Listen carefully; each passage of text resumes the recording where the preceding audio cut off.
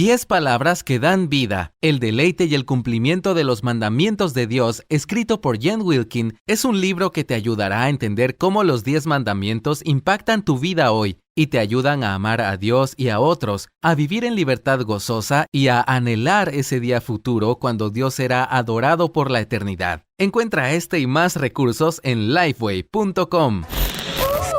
¡Abuela! ¿Qué ojos tan grandes tiene? Son para verte mejor, querida. Abuela, ¿qué nariz tan grande tienes? Es para olerte. ¿Qué tal lo hago? Todos conocemos el famoso cuento de la Caperucita Roja y recordamos esa escena cuando el lobo se disfraza de la abuelita para tratar de atraparla. Pero Caperucita, muy atenta a los detalles, observa que el tamaño de los ojos, la forma de la nariz y lo afilado de los dientes no eran características propias de la tierna abuelita. Asimismo, hoy encontramos falsos maestros entre nosotros a quienes la Biblia describe como lobos voraces disfrazados de oveja que amenazan a la Iglesia de Cristo. ¿Cómo podemos reconocerlos? ¿Cuáles son las marcas distintivas de un falso maestro? ¿Y cómo debemos responder? Sobre esto y más conversaremos hoy con nuestro invitado especial, el pastor Juan Manuel Vaz.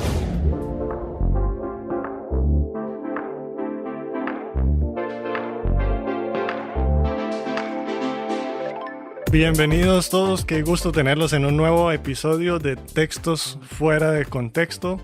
Yo estoy, como siempre, muy bien acompañado por mi queridísimo Pepe Mendoza. ¿Cómo te va, Pepe? ¿Cómo estás? Hola, Fabio, un gusto saludarte y realmente hoy día tenemos un programa de lujo porque nos estamos trasladando a Europa y tenemos una conversación con nuestro querido amigo Juan Manuel Vaz.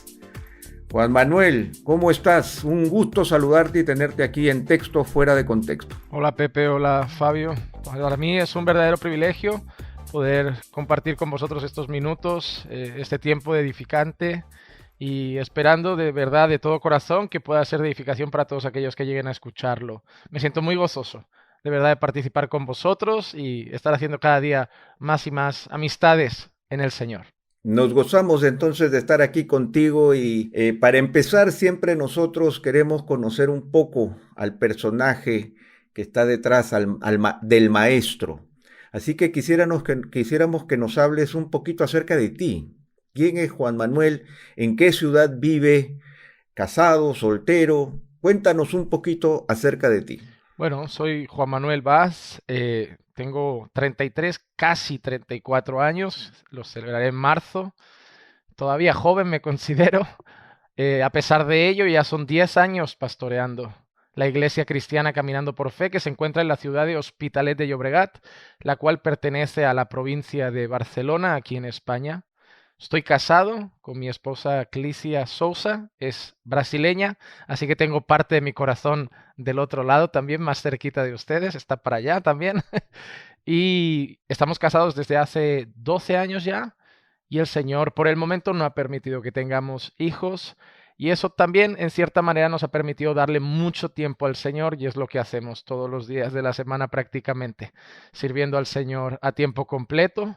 Estudié Administración y Dirección de Empresas. Antes de conocer al Señor ya había iniciado mis estudios, los terminé ya conociendo al Señor, y actualmente estoy estudiando en el Southern Baptist Theological Seminary, y estoy cursando ahí también mis estudios teológicos para seguir aprendiendo, formándome y edificando todo lo que pueda a la Iglesia de Cristo conforme vaya aprendiendo más y más de la palabra de Dios. Juan Manuel, una pregunta curiosa que tiene que ver justamente con tu realidad de cristiano en Europa. Cuéntanos muy brevemente, ya que no es el tema de nuestra conversación, ¿cómo es ser cristiano en la Europa del siglo XXI? Tengo como el corazón dividido. Por un lado, me alegra ver una cosa que es curiosa, siempre lo describo de esta manera. Los evangélicos normalmente en los coches y en algunos lugares se identifican con ese pececito. Y yo recuerdo en mi niñez, aquí en Barcelona, yo iba por la carretera constantemente y no sé si es que no le prestaba atención o no habían casi pececitos en los coches. Si bien es cierto que ahora normalmente cuando salgo se ven bastantes y eso en parte me alegra. Me alegra que el cristianismo está aflorando por estos lugares.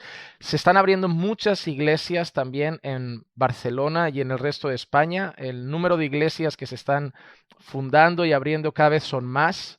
Sin embargo, reconozco que una de las cosas que me entristece es el tipo de iglesia también que en su mayoría se está fundando, porque a veces no me puedo alegrar solo con que se abran iglesias y saber que no son sanas y no representan bien el Evangelio y no representan bien al Señor. Al final no vale cualquier tipo de religión o de cristianismo. Así que sí, se ve iglesias creciendo y apareciendo, pero faltan muchas iglesias saludables, iglesias bíblicas, y además luchamos en un contexto donde el rechazo hacia la religión, el rechazo hacia la fe, el rechazo hacia Dios es visible.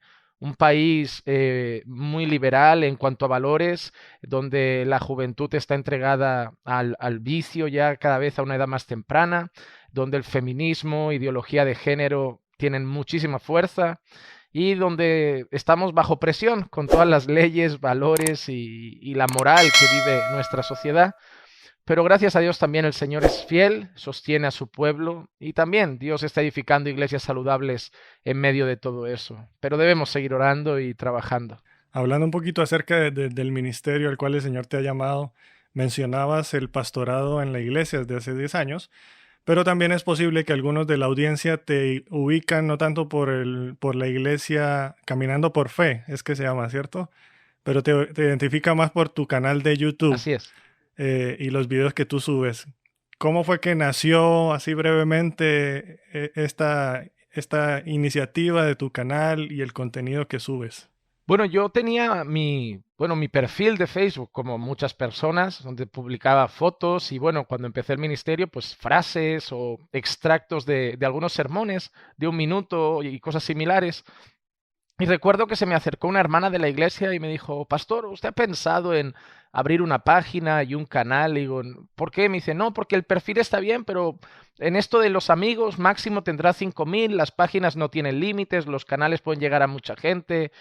Y le dije, ya, pero no es lo que yo pensaba, yo las ponía para mí, para la gente que están aquí en mi entorno, para la iglesia. Y ella me dijo esta frase, lo recordaré, pero nunca se sabe dónde Dios lo quiera llevar. Y dije, bueno, ¿sabes qué? Te hago caso, total, si no crece tampoco pasa nada porque no era la intención. Y tiempo después, pues pasó lo que pasó, pues ya son casi 200,000 suscriptores en YouTube y la página de Facebook, que actualmente estamos teniendo bastante batalla, la original, pues contaba con más de 500,000 ya seguidores. Y bueno, ahora mismo tenemos una lucha con la plataforma, pero bueno, ahí seguimos batallando. Sí, pues sí, uno no sabe qué es lo que el Señor quiere hacer y estoy seguro que muchos han sido bendecidos a través del contenido que subes, pero no solo es contenido digital. También recientemente escribiste un pequeño libro con Lifeway o Tu Fidelidad. Así es. Cuéntanos un poquito de qué trata el libro. Bueno, tengo que recalcar que el libro habría sido un desastre si Pepe no me hubiera ayudado. Yo creo que el 75% del libro es de Pepe, el 25% del libro es mío. Pero no, la verdad fue una experiencia muy bonita, fue algo que había estado escribiendo hace un poquito de tiempo. Lo comentamos con Lifeway, a Lifeway le gustó la idea, me plantearon el proyecto de lectura fácil, la idea también me pareció el motivo por el cual lo querían hacer, llegar a personas que quizás estaban iniciando en la lectura y a lo mejor un libro de 300 páginas les asustaba un poco. Entonces, bueno, todo se encajó. Pepe fue de una tremenda bendición, una gran ayuda en el proceso.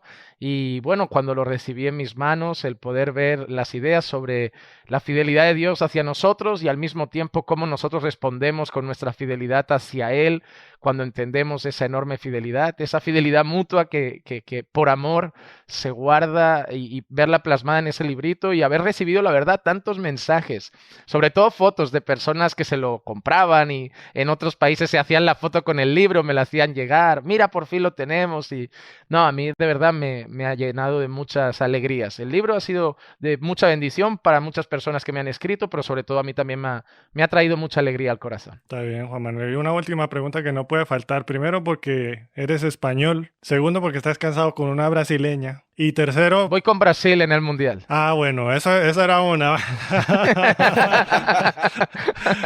Pero tú sabes que aquí en Latinoamérica la gente es súper fan del fútbol español. Pues hay de diferentes ligas, pero creo que una dominante. Se van a poner muy tristes A ver. cuando sepan que yo no soy del Barça. Uy, uy, uy. ¿De quién eres? ¿De quién eres? Uy, uy, uy. Justo este domingo hice un comentario. Porque vives en Barcelona, ¿no? Vives en Barcelona. Vivo en Barcelona, por eso no Pero puedo, no eres del Barça. por eso no puedo hablar mucho de esto.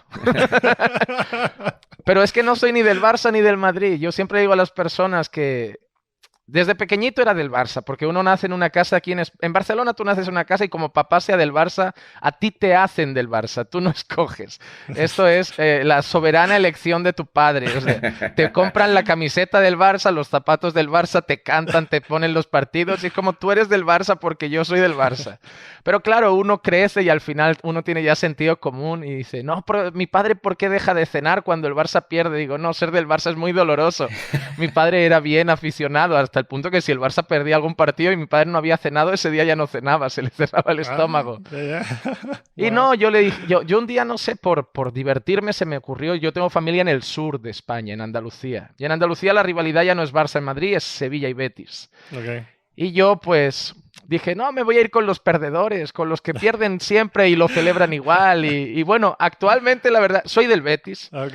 No veo mucho fútbol, pero soy aficionado del Betis. Y tengo que decir que este año vamos mejor que el Barça. Pero bueno, no Sí, quiero bueno, que hay nadie se mucho- ofenda. Hay mucha tela para cortar ahí, pero gracias, Sí. Juan Manuel, por contarnos un poquito acerca de ti. La verdad es que es un gusto tenerte aquí en el programa. Para mí también. Bueno, Juan Manuel, vamos a entrar de lleno a materia. Así que entramos a textos fuera de contexto. Y justamente hemos hablado y tú has tenido la oportunidad de difundir material y ahora hay muchas personas, muchos jóvenes, tenemos en las redes, ¿no es cierto?, para bien y para mal, una cantidad incalculable de prédicas, sermones. Ya no hay iglesia que no publique su sermón dominical, sus clases. Tenemos una multitud de jóvenes, ¿no es cierto?, y adultos también exponiendo sus ideas, buscando tener una plataforma, tratando de influenciar. Y eso nos lleva a entender que existe un tremendo trabajo de cada cristiano de pedirle a Dios discernimiento para todo lo que oímos, no solamente lo que oímos, sino de quién lo oímos. En Mateo 7:15, Jesús le da esta advertencia a sus discípulos. Cuídense de los falsos maestros que vienen a ustedes con vestidos de ovejas, pero por dentro son lobos rapaces. Y ya que estamos entrando al tema de los falsos profetas, antes de entrar a conversar sobre las marcas distintivas de los que podríamos considerar realmente falsos maestros, yo te pregunto, en medio de esa multiplicidad de mensajes, de personas, de gente que viene y que quiere decir algo, porque no solamente es tengo algo que decir, sino quiero decir algo, yo también tengo un pensamiento, una reflexión. Todos los que enseñan algo acerca de Dios, sea superficial, sea diferente o equivocado también, deben ser catalogados como falsos maestros.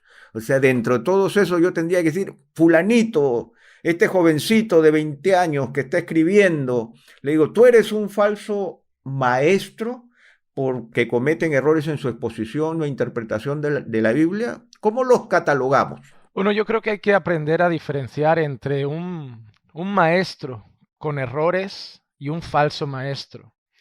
Es decir, yo creo que sería muy soberbio por mi parte considerarme un maestro infalible, como un predicador que nunca va a errar en el blanco. Sí que hacemos un arduo trabajo para intentar entender dentro del contexto todo, analizarlo bien, estudiar las palabras en griego, en hebreo, y lo hacemos con temor, con reverencia, con respeto por el texto, con temor hacia Dios, pero yo creo que sería muy soberbio por mi parte decir, nunca me voy a equivocar. Nunca voy a enseñar algo de manera equivocada. Y yo creo que os puedo dar un ejemplo que además de pastores que amamos, pastores que respetamos y que yo me edifico con sus mensajes. Pero si yo lo viera de esta manera, miren, imagínense un John MacArthur que es cesacionista. y un Miguel Núñez, al que también amamos y admiramos tanto y es continuista. Uno de los dos está enseñando equivocadamente su postura. Una de las dos posturas está equivocada porque ambas no pueden estar en la Biblia. O es cuando hablamos de dispensacionalismo o amilenialismo. Yo he visto entrevistas de Miguel y Sugel, amigos, creo que tienen cierta intimidad en el sentido de que se llevan muy bien, son buenos amigos, y los he visto hablando de las dos posturas distintas en la misma mesa, incluso en cuanto a los dones también. ¿Alguno de los dos lo catalogaríamos como falso maestro? Por supuesto que no, no cometeríamos esa locura. Pero tenemos que decir que uno de los dos en su postura está equivocado, porque no puede ser que la Biblia dé todo el abanico de posturas como correctas. Entonces, debemos ser humildes para reconocer que hay cosas que incluso a veces son complicadas en la Biblia y nuestra capacidad reducida de entender o todavía nuestra falta de madurez, porque quizá con el tiempo empecemos a ampliar un poco más algunos conceptos, nos lleve a ver algunas cosas de manera equivocada. Y yo por eso en el pasado he enseñado algunas cosas que tiempo después he ido a la congregación a decir, Iglesia, creo que esto ahora lo veo con más luz, el Señor creo que me ha mostrado con más claridad su verdad y creo que me equivoqué, pero nunca me consideraron un falso maestro por eso, sino quizá alguien que estaba en un proceso de aprendizaje y cometió un error. Así que no creo que alguien que cometa un error sea ya motivo para catalogarlo como falso maestro o alguien con el que difiera en alguna postura y yo creo que pueda estar equivocado, sea para catalogarlo de esa manera. La mayoría de libros que yo he leído y de autores que leo para edificarme no tienen las mismas posturas y algunos puedo creer que se equivocan en alguna cosa que han podido enseñar, pero siguen siendo buenos teólogos, buenos pastores, buenos maestros, pero no infalibles. Entonces debemos saber diferenciar. Yo creo que claramente las dos cosas, porque si no, al final creo que todos seríamos falsos maestros si un error fuera lo que nos definiera como tal.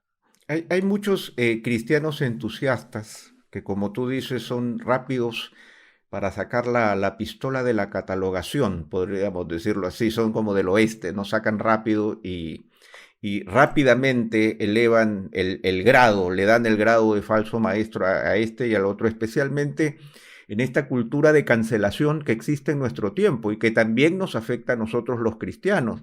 Pero yo quería añadir algo y preguntarte quizás en el hecho de muchas veces nosotros sabemos que el espectro teológico del evangelicalismo es muy amplio. Entonces están los reformados, los conservadores, están los pentecostales. Aquellos que tienen una línea doctrinal diferente a la nuestra. Yo he visto muchas veces que en las redes pastores que tienen otra línea doctrinal se les considera ya como falsos maestros porque mantienen su línea doctrinal específica. ¿Cuál sería el consejo en esta misma línea para aquellos que somos muy fáciles a condenar como falso maestro a alguien que realmente pertenece a otra línea dentro del espectro teológico en el que nos desenvolvemos? Yo creo que en primer lugar deberíamos mirar en la Escritura cómo la Escritura define a un falso maestro.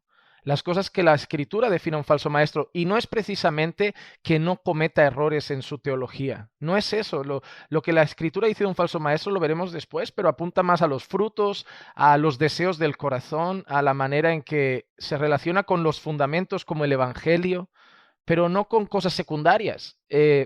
Yo es que tengo que reconocer que jamás diría que un hombre como David Wilkerson, que tanto me edificó en el pasado y es un pastor pentecostal hasta donde yo sé, no es un hombre de Dios y lo considero un falso maestro. Puedo diferir en algún punto, como me ha pasado con material que he leído de Leonard Ravenhill o otros hombres, que a lo mejor eran de una línea más carismática y yo puedo diferir en algún punto, pero a la luz de la Escritura son siervos de Dios, aman a Dios, respetan a Dios, ponen a Cristo en el centro de su mensaje, predican con temor y temblor, tienen reverencia, amor por la iglesia, buscan el bien de la iglesia, son desapegados de sus propios intereses y buscan los intereses del reino de Dios. Y cuando sumas todo eso dices, no, tú eres un siervo de Dios.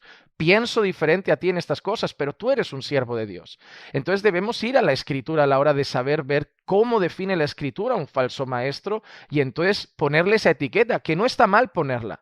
Es decir, hay que ponerla a veces en algunos lugares y en algunas personas para proteger a la propia iglesia, pero hacerla con cuidado y a la luz de las Escrituras. No, mira, como yo antiguamente era de esa denominación y ahora no, esa denominación son todos falsos maestros, falsos hermanos y falsos cristianos. No, todos no. Hay buenos creyentes, hay buenos pastores, hay buenos siervos de Dios en esos púlpitos con los que tenemos diferencias, cierto, pero a la luz de la Escritura no son falsos maestros.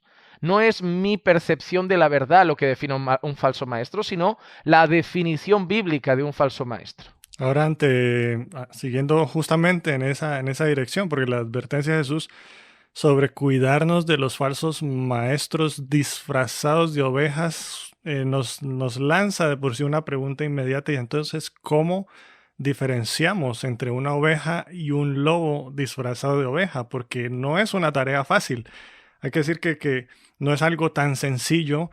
Quizás en algunos casos uno dice, pues sí, es súper evidente que esto no tiene pinta de evangelio por ningún lado, pero la realidad es que Satanás y sus demonios, dice la palabra, se disfrazan como ángeles de luz y sus ministros como ministros de justicia. Y entonces eso hace compleja que la tarea de uno diferenciar cuál es la verdad, cuándo es una oveja, cuándo es un lobo disfrazado de oveja. Y Jesús nos da una pista y nos da una respuesta ahí justamente en el pasaje que leía Pepe al inicio, y es que Jesús dice, por sus frutos los conocerán. Uno pensaría que Jesús iba a señalar una falsa corriente, o que Jesús iba a dar una respuesta concreta sobre lo que nosotros debíamos ver para identificarlos, pero en cambio él habla de frutos. La pregunta es, ¿a qué se refiere Jesús con esto? ¿Qué es lo que él nos está invitando a observar?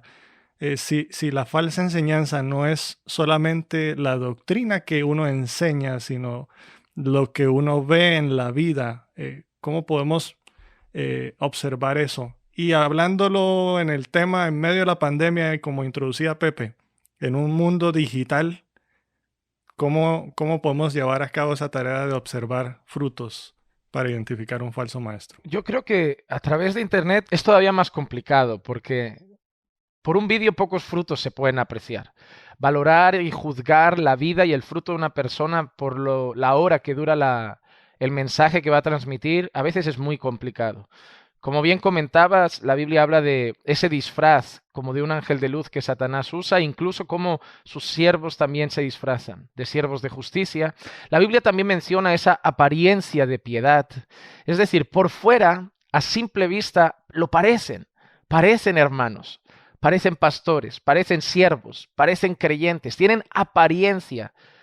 Claro, pero nosotros no nos debemos dejar llevar por las apariencias. Nosotros no debemos ser tan necios, o más bien quizá tan ingenuos, para dejarnos llevar a simple vista por lo que primero vemos: un hombre de traje y corbata, bien elegante, con una Biblia en la mano, que menciona el nombre de Jesús de vez en cuando, que dice por ahí un amén, un aleluya, un gloria a Dios, que sabe el argot evangélico, que levanta sus manos en el tiempo de la alabanza y decir, no, un siervo de Dios. No, tiene apariencia, pero vamos a la raíz, vamos al corazón. Yo creo que cuando Jesús menciona los frutos y luego leemos todo lo que la Biblia define de un falso pastor, de un falso maestro, de un falso profeta, apunta todo al corazón.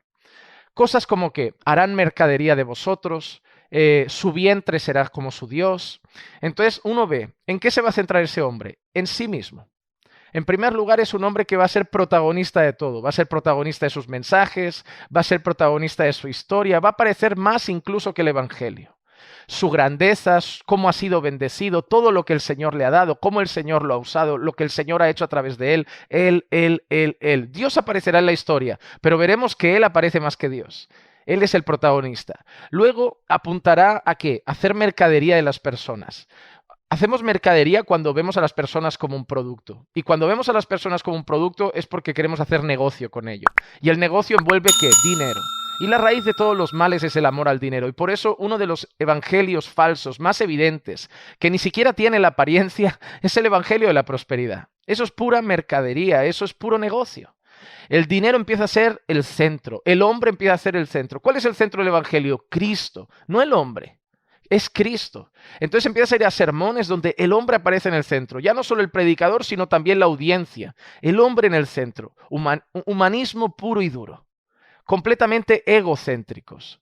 Y lo ves ahí, el hombre, su victoria, su éxito, su grandeza, su poder, su valor, lo que va a alcanzar, sus logros, sus metas, sus sueños.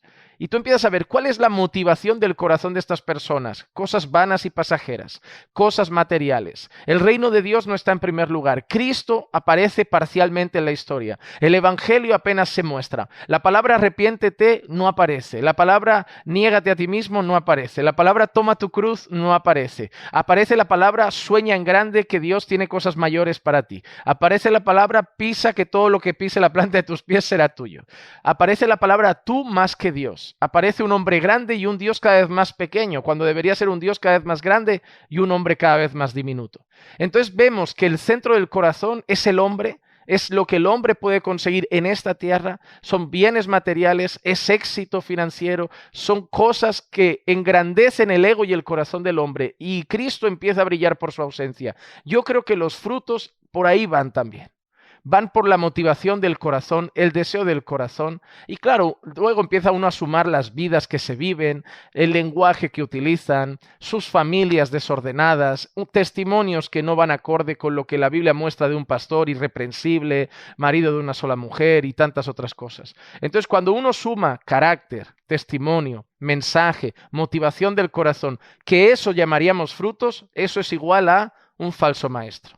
No es que tenga un error teológico, es la suma de todos los factores. Y Juan Manuel, ¿qué consejo darías tú a una audiencia que está tan acostumbrada a contenido digital? ¿Me entiendes? Porque el ver los frutos y de alguna manera el poder confirmar la vida de alguien, estos frutos de los que hablas, de su carácter, de su amor ejemplificado en la forma como se conduce, de su familia. Eso no lo mira uno cuando solo te cuelgas a un mensaje en la web. ¿Qué consejo darías tú a aquellos que están consumiendo, que estamos consumiendo contenido constantemente? ¿Cómo podríamos nosotros evaluar y cuidarnos de no caer en el error de seguir a alguien que quizás está enseñando o que es un falso maestro por los frutos de su vida, pero que esos frutos no podemos verlos? ¿Qué hacemos ahí? Bueno, en primer lugar, no buscar mensajes solamente por mis necesidades. Es decir, hay un tipo de creyente que va a YouTube y pone predicaciones sobre la ira, predicaciones sobre familia.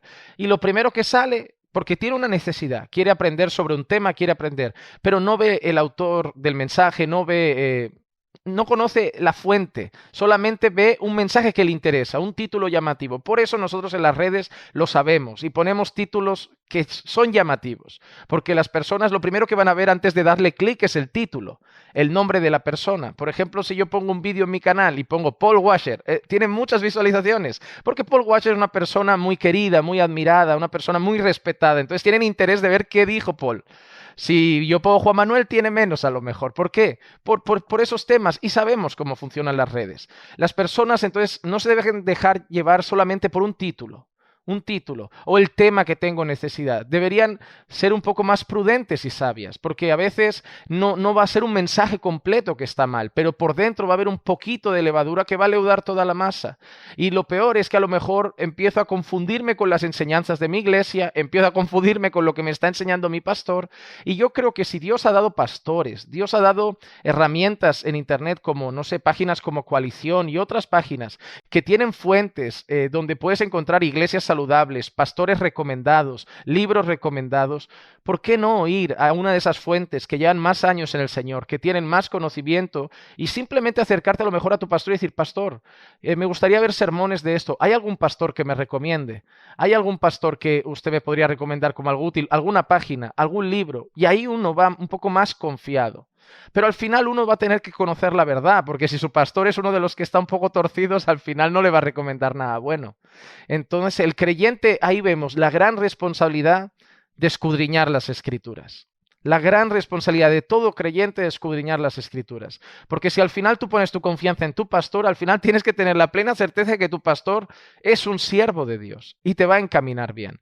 Entonces, ¿cómo lo sabemos? Al fin y al cabo, escudriñando la palabra del Señor. Tarde o temprano, a veces uno se arriesga. Yo a veces quiero probar con predicadores nuevos, es decir, voy a darle una oportunidad a este. Y cuando uno conoce la Escritura, a lo mejor a los 15 minutos dice, no, este no es para mí. Este no nos vamos a llevar muy bien él y yo con la enseñanza. Entonces, usemos recomendaciones de personas sabias, de personas que tienen más experiencia, más conocimiento, pero sobre todo, profundicemos en el conocimiento de la palabra de Dios, porque al final la mejor defensa contra la mentira es conocer la verdad. Y ahí la importancia también, solo para mencionar antes de que Pepe continúe, que tenía algo para aportar, pero el valor de la iglesia local en medio de un mundo hiperconectado y de un evangelio, como tú decías, casi que es un evangelio a la carta. Uno se mete a buscar lo que yo quiero escuchar. Y de ahí el valor tan importante de una iglesia local en donde tú vives, convives con los hermanos, miras a los hermanos, ves el fruto en la vida de un verdadero creyente y de un verdadero maestro. Es que, Fabio, una cosa, la realidad es esta. Hay una ventaja muy grande en estas plataformas digitales que ahora utilizamos. Gloria a Dios, muchos han abierto los ojos a la verdad, muchos son edificados, pero están provocando, creo que, el mayor número de creyentes consumistas que yo he visto en la historia. Hoy hay un consumismo en relación al evangelio y la iglesia. Se está perdiendo el valor de la iglesia local. ¿Por qué? Porque me uno al culto virtual de una iglesia y ya no siento tanto la necesidad de desplazarme. A mí hay gente que me ha escrito diciendo, te considero mi pastor. Y digo, perdona, yo no soy tu pastor. Yo soy un hombre que a lo mejor tú en las redes sigues su contenido y te edificas con sus mensajes. Y puedes hasta escribir un mensaje y pedir un consejo y te lo pueden dar. Pero no soy tu pastor. Yo no velo por tu alma. Yo no estoy orando por ti. Ni siquiera sé quién eres. No conozco tu vida. No veo tu carácter. No veo tus pecados por si hay que corregirlos. Yo no soy tu pastor. Pero eso me lo encuentro cada vez más. Personas que se están acomodando en el sofá de su casa, que se levantan por la mañana, que ven el culto en pijama y dicen, no, eso ya fue mi culto al Señor, nadie se mete en mi vida, yo me edifico suficiente. Hoy me apetece que familia, hoy me apetece que sobre la santidad, hoy me apetece que sobre el perdón, hoy me apetece... Y al final se están cada vez desfragmentando más las relaciones con la iglesia local, con pastores, y eso a mí me preocupa. Y me preocupa como creyente y me preocupa como pastor. Me preocupa mucho el desapego que estoy viendo en muchas personas con la iglesia local, por abrazar una iglesia virtual que no es la iglesia. Porque el culto virtual no es un culto, la iglesia virtual no es la iglesia, y eso no es lo que el Señor quiere. No está mal, pero eso tiene que ser un extra a nuestra comunión con el pueblo de Dios. No puede ser nuestro alimento principal. Es muy importante lo que estás diciendo y creo que es una lucha la que todos nosotros mantenemos, aún los que estamos haciendo este podcast, porque realmente el medio que estamos utilizando para hablar de lo que estamos hablando es justamente el medio que estamos discutiendo, ¿no? Por lo tanto, el llamado a reconocer la importancia de la iglesia local, el llamado a la comunión de los hermanos, a perseverar en la doctrina de los apóstoles, en la comunión con unos con otros, en el partimiento del pan y en las oraciones, sigue siendo clave para la vida de la iglesia. No es la iglesia primitiva, sigue siendo la única realidad sostenible que puede hacer que nosotros crezcamos espiritualmente. Todos los otros medios son medios adyacentes que colaboran siempre y cuando se mantengan bajo ese mismo paradigma, el paradigma de una iglesia local vibrante, donde nosotros rendimos cuentas mutuamente y donde nosotros, hierro con hierro se aguza, no podemos afilar dos cuchillos por internet. Definitivamente quedamos romos porque no hay posibilidad de afilarnos, porque nos necesitamos mutuamente. Por eso yo quisiera que profundices un poco, Juan Manuel, en algo que has repetido varias veces y que has dicho, ¿cuáles son los elementos personales que yo necesito para, por ejemplo, responder a la exhortación que hace el apóstol Juan? Amados, no crean a todo espíritu, sino prueben los espíritus para ver si son de Dios, porque muchos falsos profetas han salido al mundo. O sea, oye, simplemente el apóstol Juan está poniendo la carga sobre mí, ¿no? No crean a todo espíritu, prueben los espíritus, porque hay muchos falsos profetas. tú has insistido en el conocimiento personal de la Escritura, tú has insistido en la vida de iglesia, pero yo quisiera que abundes en esto, porque justamente nosotros vemos la atomización de los mensajes, el consumismo de los mensajes, el hecho de que la gente va con urgencia, ¿no? Me acabo de enojar, la ira, quiero esa píldora, quiero esa aspirina que me calme el dolor de cabeza espiritual que yo tengo ahora. Pero en realidad se requiere de disciplina espiritual para poder para no creer a todo espíritu y poder probar a los espíritus. No es que yo voy y uso mi super discernimiento y ahora lo sé todo. ¿Qué consejos nos das para poder responder a la exhortación de Juan? Sí, la verdad es muy interesante porque Juan no dice, vénganme a mí a preguntar por tal persona cuando la encuentren y yo les digo si ese es de Dios o no. El apóstol Juan sabe, bueno, y nosotros vemos un contexto en el que se habla mucho de anticristos, de mentirosos que se están levantando. Incluso dice que en medio del pueblo de Dios se levantarían. No vendrán todos de fuera, se van a levantar entre nosotros. Hombre, Pablo en una ocasión incluso hace énfasis en las pruebas o dificultades que ha pasado en el ministerio, incluso dice, y falsos hermanos. Y Pablo habla de falsos hermanos, o sea, no solo falsos maestros, falsos hermanos. La vida cristiana requiere mucho discernimiento. Somos enviados como ovejas en medio de lobos. Sabemos que la iglesia del Señor es una, pero en la iglesia visible, en la que se reúne cada domingo, probablemente en esa misma sala pueden haber ovejas, pero también cabras. Y pueden haber incluso lobos. Y necesitamos tener discernimiento y sabiduría. La pregunta es, ¿cómo? ¿Cómo alcanzo ese discernimiento y esa sabiduría? ¿Cómo alcanzo esa capacidad? ¿Cómo a lo mejor mi pastor puede discernir entre qué predicador o no escuchar? Y yo tengo que ir a mi pastor y decirle, pastor, ¿qué me recomienda? ¿Por qué él no va a otro a preguntar? ¿Por qué él es capaz de hacerlo solo? Pues solo hay una manera. Crecer en el Señor, como las Escrituras dicen, creced en la gracia y el conocimiento de nuestro Señor Jesucristo. Esto es una realidad bíblica para el creyente. Desead como niños recién nacidos la leche pura de la palabra. Escudriñad las Escrituras porque en ellas os parece que tienen la vida eterna. Mirad a los bereanos, que eran más nobles que ellos, y cada vez que yo salía revisaban el mensaje para ver si lo que había dicho estaba bien. Pero no queremos ser disciplinados. Vivimos en un tiempo en el que la gente quiere lograr mucho con poco. Hablo con mi esposa mucho últimamente de este tema, que queremos el éxito sin el sacrificio. Queremos el fruto sin haber sembrado, regado, cosechado. Queremos plantar el árbol y que mañana yo ya tenga la fruta. No, una vez alguien dijo, ¿cuál es el mejor momento para plantar un árbol? Y dijo, hace 25 años. Porque la mayoría de árboles demoran mucho en dar fruto. Y si hoy quiero el fruto, ya voy atrasado. Así que mejor empiezo hoy y ya sé que voy a tardar 25 años. La vida cristiana es así, es un crecimiento progresivo, es una madurez progresiva, pero requiere mucha disciplina. Disciplina en la lectura bíblica, en el estudio de las Escrituras, en la oración, en la comunión con la iglesia. Y cuando yo tengo disciplina en las disciplinas espirituales, entonces yo empezaré a crecer en el conocimiento, crecer en madurez. El propio Señor, a través de su Santo Espíritu, me guiará en todo el conocimiento que he adquirido para poder discernir lo que tengo delante y saber lo que me conviene. Pero no solo en cuanto a eso, me va a ayudar a discernir qué amistades me convienen. Me va a ayudar a discernir cuál es la iglesia adecuada en la que congregar y crecer. Me va a ayudar a discernir qué predicador debo escuchar. Me va a ayudar a discernir qué libro es apto para que yo lea. Me va a ayudar a discernir qué película es buena que vea o que deje de ver. Me va a ayudar a discernir en qué ambientes estar y qué ambientes evitar. Ya no solo me va a ayudar en cuanto a los falsos maestros. El conocimiento de Dios me va a ayudar en una cosmovisión que se va a ampliar a la luz de las Escrituras y voy a empezar a ver el mundo bajo el prisma de Dios. Y entonces cuando vea a ese pastor diré, no, mira, lo que Dios dice de un pastor es esto.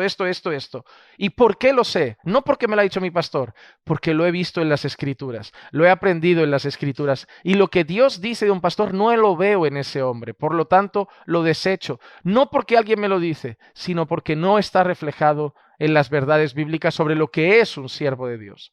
Entonces el creyente debe entender que sumergirse en las Escrituras no es una opción, es una necesidad. Estudiar la palabra de Dios es una necesidad. No buscar solo el versículo del día para ver qué promesa Dios tiene para mi vida. Conocer a Dios. conocer a Dios. El fin del creyente es conocer a aquel al que servimos, conocer a aquel al que adoramos, conocer a aquel que nos guía, conocer a aquel que nos ama, conocer a aquel que entregó a su Hijo a morir por nuestros pecados, conocer su voluntad, conocer sus propósitos. Y cuando yo profundice en eso, yo tendré capacidad de discernir lo que tengo delante de mis ojos. Yo quisiera, Juan Manuel, añadir a esta excelente exhortación que has hecho a buscar al Señor con todo el corazón y que tiene que ver justamente con el primer y grande mandamiento, amar a Dios con todo el corazón, la mente, las fuerzas. Pero yo quiero preguntarte, tú como pastor joven, muchas veces hay las quejas de creyentes jóvenes que conocen mucho del mundo virtual y recurren a sus pastores para averiguar, y los pastores no conocen a esos personajes, ¿no? Ellos están reducidos a sus libros, están reducidos a su conferencia local o a su denominación, pero no son capaces de responder a sus creyentes jóvenes sobre todo lo que ellos ven, porque realmente, como sabemos, consumen mucho. Tú como pastor, ¿qué consejo le das a otros pastores con respecto a su responsabilidad también de probar los espíritus? O sea, ahora los espíritus ya no solamente son los que están alrededor de mi iglesia y en el mismo barrio, sino que están en el mundo virtual. ¿Qué les aconsejarías a los pastores con respecto a su responsabilidad de probar esa multiplicidad de espíritus que ahora se dan en el mundo virtual? Yo, en cuanto a la relación con los hermanos que uno pastorea, yo creo que la confianza y la cercanía son muy importantes. Porque cuando un pastor no tiene confianza ni cercanía con su congregación, no sabe ni lo que está comiendo fuera. Todos sabemos que muchos de ellos ven predicaciones por YouTube. No tiene nada de malo. Hay días que no hay culto, están en su casa y quieren ver una predicación. Está bien, es lícito y además, gloria a Dios, se van a edificar. Pero los pastores, si no tenemos confianza con ellos, si no tenemos trato mutuo, no vamos a saber realmente qué están viendo y puede suponer un problema el día de mañana. Pueden estar viendo, no sé, algún movimiento judaizante, creyendo que es algo muy espiritual, muy profundo, y mañana llegan a la iglesia y de golpe te preguntan, oye, pero ¿por qué no seguimos celebrando el Sabbat? O cosas así, tú dices, ¿qué estás escuchando? ¿Qué estás escuchando? Porque esa pregunta no ha nacido por casualidad. A mí me llegó un chico una vez y me dijo, ¿por qué no decimos Yeshua en vez de Jesús? Y digo, yo ya sé por dónde van. Digo, ¿a quién escuchas? Porque eso no ha sido leyendo la palabra de Dios, porque ahí no está Yeshua. En el libro que tienes tú en español no aparece, entonces tú estás escuchando a alguien. Entonces yo creo que es un trabajo extra, sí, pero es el trabajo que nos toca en este tiempo. Y yo creo que uno es verificar que está escuchando la iglesia cuando es posible, intentar esforzarnos un poco en dedicar un tiempo y decir, mira, voy a ver qué está escuchando, voy a conocer ese predicador, voy a intentar investigar un poco y hasta si tengo tiempo ver algún mensaje para intentar analizarlo y así cuidar el corazón de esa oveja y decir, mira, hermano, lo he analizado un poco y en el amor del Señor no soy quien para decirte lo que debes o no escuchar o ver, pero yo no te lo recomiendo. Nosotros, por ejemplo, en la iglesia hemos determinado hacer una lista de predicadores recomendados, porque así y es bien amplia, así cuando tienen ganas de decir, mira, hay una lista de predicadores en español, en inglés, y entonces dicen, voy a buscar de estos, y tienen lista para vivir toda la vida tranquilamente escuchando mensajes. Y vamos sumando algunos más a esa lista, pero eso nos da una tranquilidad. Que a pesar de que no todos son de la misma línea 100%, son hombres de Dios, mensajes edificantes, y así guardamos también. Porque sabemos que no podemos decirle, no veáis nada en casa, solo ved los de vuestra iglesia. Claro que no, pero al menos sed prudentes en lo que vais a ver. Sed prudentes en lo que vais a escuchar y yo como Samo he elaborado una lista para intentar haceros una lista de sugerencias que pueden ser útiles. Si veis otro que os gusta, no sé, hacedmelo llegar, intento verlo, intento daros un consejo, pero hay que velar por lo que están tomando como alimento fuera de la iglesia local también nuestros hermanos, porque al final va a condicionar su vida. A veces ven más mensajes de YouTube que en la propia iglesia local. Entonces es importante saber lo que están viendo. Aquí es donde hace también tanto sentido las palabras de Pablo a Timoteo cuando le dijo, tú sin embargo persiste en las cosas que has aprendido y de las cuales te convenciste, sabiendo de quiénes las has aprendido. Y hace eco de todo esto que hemos estado hablando. Y justamente Otra evidencia, otra prueba que nos ayuda a identificar a un falso maestro es esa falta de apego al mensaje del Evangelio, del cual ya has mencionado anteriormente.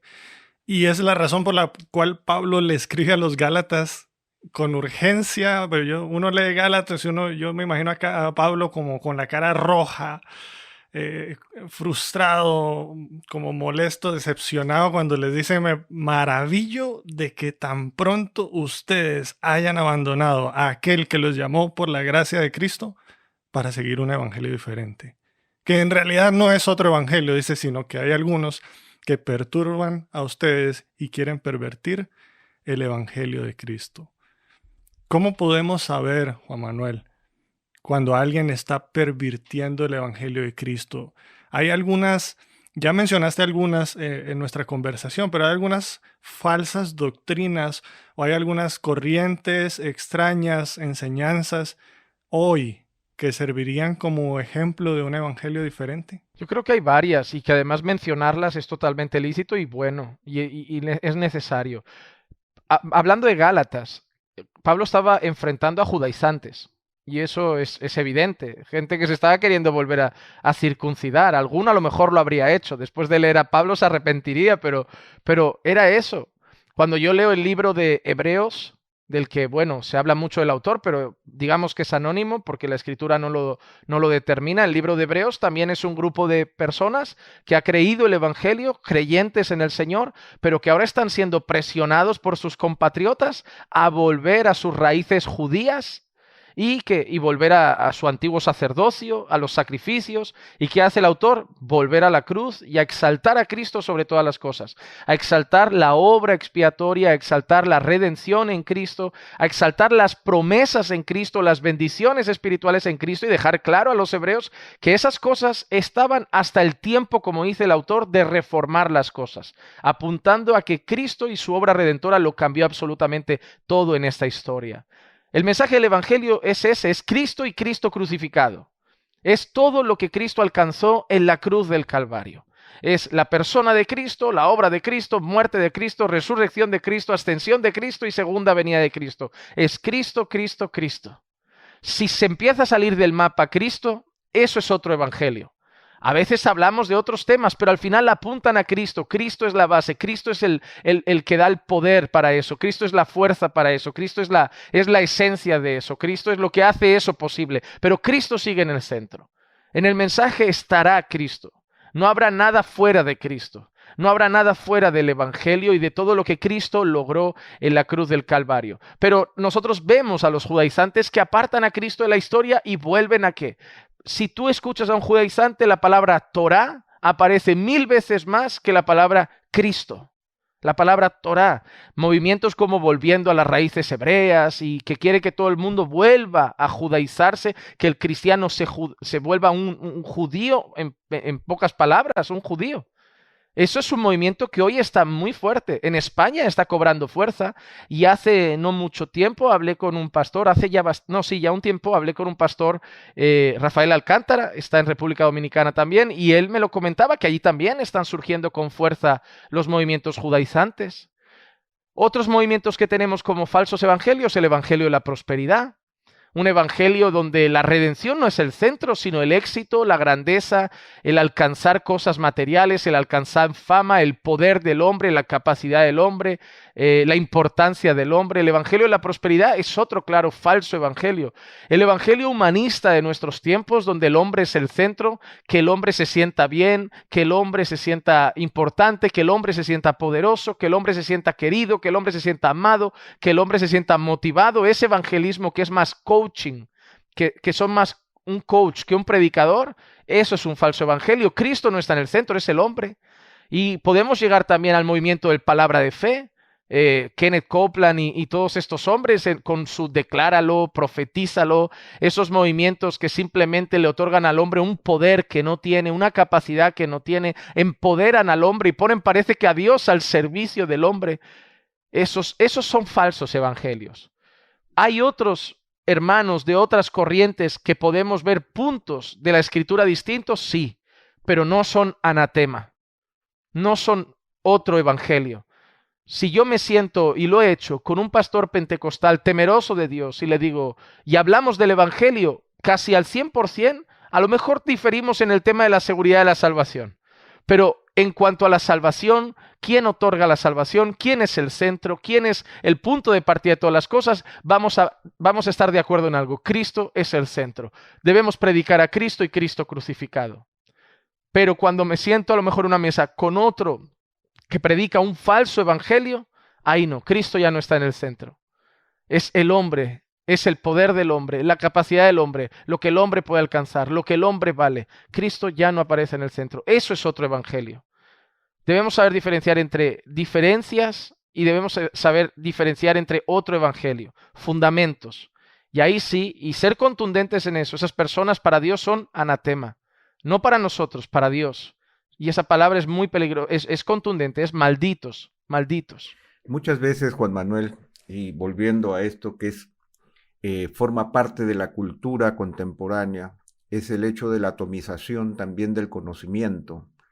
En realidad la gente no reflexiona sobre grandes cantidades de contenido, sino que descubrimos, por ejemplo, que cuando se hacen análisis o estadísticas de lo que la gente consume, es muy poco y sobre ese poco sacan muchas conclusiones. Vemos que en un video de 20 minutos la gente recorre 2 o 3 minutos y luego se va a otro video.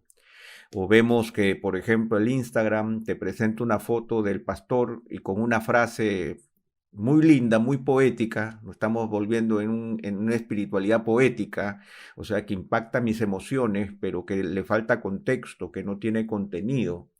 Y estamos hablando de identificar a los falsos maestros, y esto podría sonar contradictorio, pero yo no podré identificar a un falso maestro si no lo escucho con atención. O sea, si yo me quedo con sus... Pero oye, Pepe, pero Juan Manuel, no exageres. Mira qué linda esta frase del pastor, que exalta, que dice, gloria a Dios por tal cosa. O mire este pastor que lo único que desea es mi sanidad y mi bienestar, que desea que yo me libere de mi estrés, porque es esa frasecita. Pero yo creo que tenemos una responsabilidad para reconocer que el lobo vestido de oveja está bien disfrazado. O sea, no es que está medio camuflado, sino que realmente puede pasar por ahí por las ovejas y no lo descubrimos. El falso hermano. El probar los espíritus implica una palabra densa que involucra, o sea, no solamente entrar por la capa superficial de a mí sí me gusta, o no me sonó, o no dijo esta palabra que yo esperaba, sino que requiere escudriñar.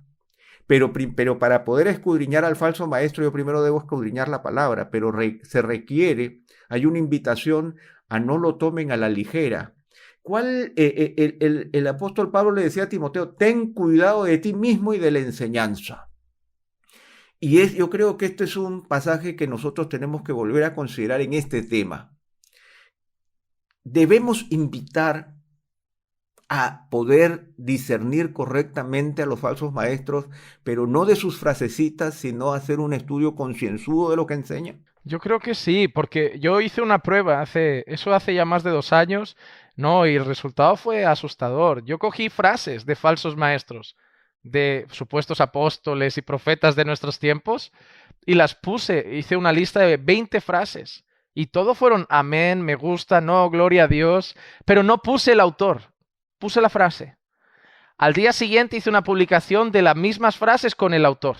Y la gente, no, ¿cómo puede ser? No me imaginaba que dijera algo así. Digo, no, es que no dicen solo mentiras, dicen algunas verdades. Es que si dijeran solo mentiras se disfrazarían muy mal, pero como dijo Pepe, están muy bien disfrazados. Es que empiezan sus sermones con un texto bíblico. Y es más, citan la Biblia a lo largo de sus sermones muchas veces. No es solo, es que yo he escuchado gente que me dice, yo escucho a ese hombre porque él usa la Biblia. Digo, ya. Y los testigos de Jehová también, y los católicos también. Entonces, no es solo he visto una frase que me gusta, y yo esto es tirar piedras sobre mi propio tejado, porque a veces pongo frases, pero miren lo que me ha pasado, yo a veces he puesto frases que al rato he tenido que quitar, porque las personas, he visto los comentarios y digo, no están entendiendo. Y claro, yo pensaba en la frase dentro del contexto del sermón que yo había estado dando, pero la persona solo ha leído la frase, entonces no tiene el contexto. Digo, no están entendiendo nada, mejor lo quito. Entonces, no es solo quedarse con una idea superficial, no es veo 5 minutos y determino si es un buen o un mal maestro. Yo trabajo mucho con vídeos cortos, y yo creo que en varias plataformas, Buenos Pastores también se lo he visto, extractos de sermones de 1 minuto y medio, 2 minutos. Yo he visto vídeos cortos de falsos maestros que son buenos, que son bíblicos, que son correctos, pero no me puedo quedar con esos 2 minutos. Tengo la responsabilidad de conocer lo que enseña esa persona en profundidad. No significa que me voy a dar ahora el tiempo de investigar, voy a ir descubriendo falsos maestros por las redes, viendo cada día 3 o 4 sermones. Pero si por lo que sea veo una persona o voy a catalogar una persona, requiere tiempo. Requiere tiempo. Nadie puede juzgar a Juan Manuel si es un buen o mal maestro por un vídeo de 2 minutos que vio en su canal de YouTube. Va a tener que ver 3, 4 sermones, analizar el contenido de sus enseñanzas y luego tomar la decisión de determinar si lo quiere seguir escuchando. Entonces sí, necesitamos conocer a fondo la Escritura y vamos a necesitar conocer a fondo a la persona que nos está enseñando. Cuando las personas llegan nuevas a nuestra congregación, la mayoría están llegando por las redes. No, es que os conocí por internet, es que os conocí por internet, es que os conocí por internet. Pero nosotros le decimos, tómate un tiempo, conoce ahora nuestra vida, nuestro carácter, nuestra manera de andar, de relacionarnos con la iglesia. Valóralo bien, no te emociones decir, quiero ser parte de la iglesia porque me gustan los sermones de YouTube. No, ándate con calma, conócenos, vamos a sentarnos, vamos a tomar un café, mira mi vida un tiempo, unos meses y luego saca tu conclusión. Sí, somos una generación muy superficial y por eso somos una generación que está cometiendo tantos errores, porque nos da pereza leer, nos da pereza sentarnos 1 hora a analizar. Prefiero vídeos motivacionales de 5 minutos que me hagan sentirme con ganas de volver a orar que un estudio bíblico sobre la oración de 1 hora y media. Prefiero 3 hojas de unas frases que un libro de 100 páginas sobre los atributos de Dios. Entonces, todo está llevando a una iglesia superficial, con cristianos superficiales, predicación superficial, vidas superficiales, y los pastores tienen una gran responsabilidad de decirle a todo el mundo que Dios, nuestro Dios, no es nada superficial. Es muy profundo, su palabra es muy profunda y requiere estudio profundo para tener una buena y profunda vida y relación con Dios. Una vez Kevin DeYoung escribió, no siempre los lobos suelen saber que son lobos. Y él decía eso en el contexto de un estudio un poco más amplio que había hecho acerca de las doctrinas de la iglesia, de la historia de la iglesia y las herejías que habían surgido a lo largo de la iglesia.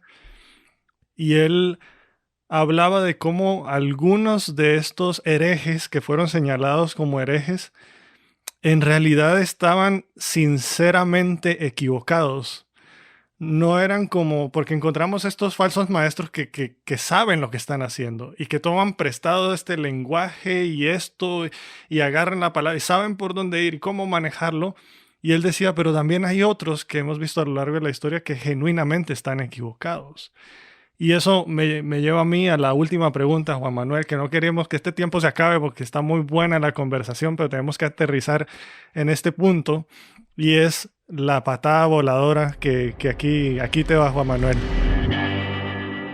Uno de los desafíos que enfrentaba la iglesia en los días del apóstol Pablo y que seguimos enfrentando nosotros hoy es que los falsos maestros no necesariamente venían de afuera, tú lo mencionaste.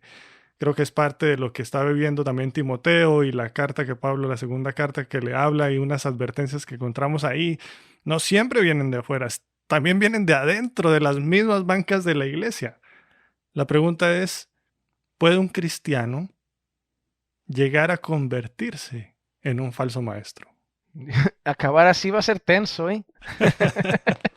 Puede ser que me equivoque en la respuesta que yo voy a dar, pero bajo mi comprensión de lo que es un falso maestro y haciendo distinción de lo que he dicho al principio entre un falso maestro y un cristiano en error, yo creo que un verdadero cristiano que tiene al Espíritu de Dios, que lo guía en la verdad, que ama a Dios sobre todas las cosas, un creyente cuyo centro de su corazón es el Evangelio, puede cometer errores, pero volverse un siervo del mismo diablo, volverse un falso maestro, no creo que un creyente verdadero pueda llegar a ese punto. Pueden llegar a estar confundidos, pueden llegar a desviarse en algunas doctrinas y cometer graves errores doctrinales, pero un falso maestro como tal, no creo que ningún creyente pueda llegar a serlo. Sí, un creyente confundido, un creyente equivocado, un creyente muy equivocado en algunas cosas, pero no un falso maestro. Porque el creyente nunca va a tener la intención y el fruto del corazón del falso maestro. Puede tener errores, pero no esa intención. Esa intención y ese fruto que define la Biblia del falso maestro, de que su vientre sea su Dios, que haga mercadería del pueblo de Dios, que no sé, que lleve a la gente al libertinaje, que muchas otras cosas que menciona la Escritura, no lo veo en un creyente, no lo veo, pero sí errores. Así que haría esa distinción. Creo que un creyente puede llegar a equivocarse mucho, pero no llegar a ser un falso maestro. Como tal, no. Yo creo que un creyente con el Espíritu Santo, con el precioso sello que Dios nos ha regalado, no creo que llegue a ese punto jamás.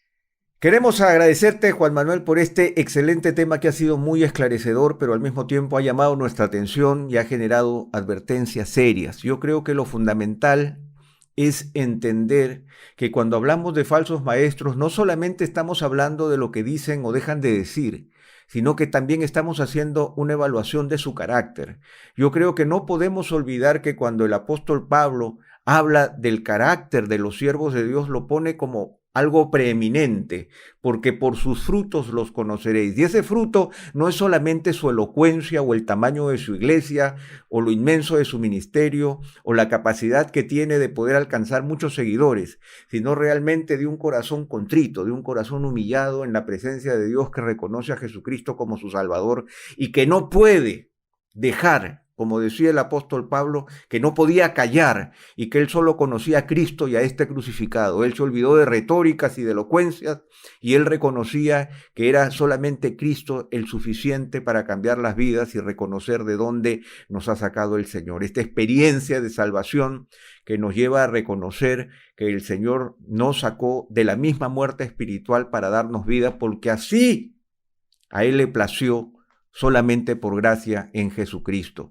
Pero también es sumamente importante reconocer que, como Juan Manuel ha dicho con tanta claridad, que nosotros somos falibles, que podemos cometer errores, que no siempre nuestra hermenéutica es absolutamente perfecta, que no todas nuestras interpretaciones son absolutas. Pero eso no significa que una persona con esas características ya se convierta en un falso maestro, sino que más bien lo que tiene que haber es este espíritu, ¿no es cierto?, de colaboración mutua, de llamarnos la atención mutua. A veces yo escuchaba a alguien que decía que una teoría no morirá hasta que muera su proponente, porque a veces nos quedamos con una cosa que dijimos y queremos mantenerlo a pesar de que todo demuestra lo contrario. Y yo creo que es importante un espíritu humilde, un espíritu de colaboración. Todo el Nuevo Testamento nos demuestra que hay un profundo llamado de atención para vivir en sana doctrina. O sea, las cartas nos demuestran esa intención de querer llevar a la iglesia a la pureza doctrinal y que eso requiere trabajo.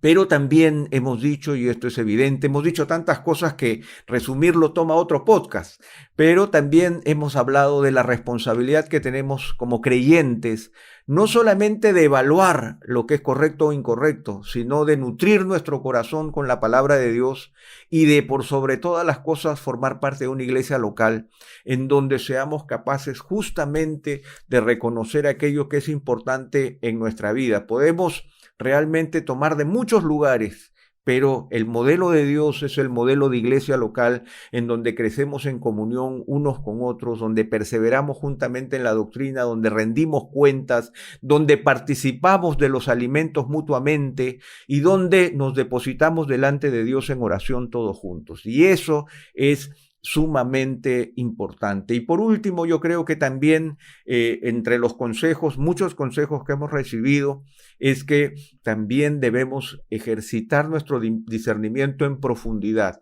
No podemos seguir recibiendo mensajes atomizados de aquí, de allá, frases bonitas, poéticas, cositas lindas, si es que antes también no nos tomamos el tiempo para escuchar los mensajes, para saber de qué estamos hablando, para reconocer los errores. Pero para poder reconocerlos, yo primeramente tengo que profundizar en las Escrituras. Mi búsqueda personal del Señor, mi búsqueda comunitaria del Señor, mi participación en la enseñanza comunitaria en la iglesia, mi atención a los sermones es fundamental para el crecimiento personal y para poder tener la capacidad de responder al llamado del apóstol Juan a probar a los espíritus. No lo podré hacer si es que antes yo no reconozco al Espíritu Santo como guiándome a toda verdad en todo momento en mi vida. Así que esto es sumamente importante. Yo creo que este es un podcast importante, un podcast de advertencia fundamental, un llamado de atención a nuestros corazones, no a dejarnos ni abandonar las redes, porque ni Juan Manuel, ni Fabio, ni yo lo vamos a hacer, pero sí a actuar en las redes con discernimiento, con prudencia, con sabiduría, tratando en lo posible de buscar al Señor con todo nuestro corazón y pedirle al Señor que nos lleve a toda verdad. Así que muchas gracias, Juan Manuel, por este tiempo. Realmente apreciamos tu tiempo y esperamos que nuestros oyentes lleguen a este minuto, porque aquí yo los saludo. Queridos oyentes, los saludo ahora. Así que si han llegado hasta aquí, los bendigo, porque están haciendo lo que tienen que hacer. Gracias, Pepe. Gracias, Fabio. Ha sido de verdad una bendición compartir con todos vosotros estos minutos tan edificantes. Muchas gracias a todos ustedes, nuestra querida audiencia, por habernos sintonizado en este episodio de hoy. Como siempre, esperamos que así como fue edificante para nosotros esta conversación con el pastor Juan Manuel, que también haya sido de edificación y de reto para todos ustedes. Les invitamos a suscribirse a nuestro canal de YouTube, a buscarnos en las diferentes plataformas de podcast y estar atentos, conectados para un episodio más, cada vez con nuevos invitados y nuevos temas aquí en Textos Fuera de Contexto. Que el Señor les bendiga y nos vemos en la próxima.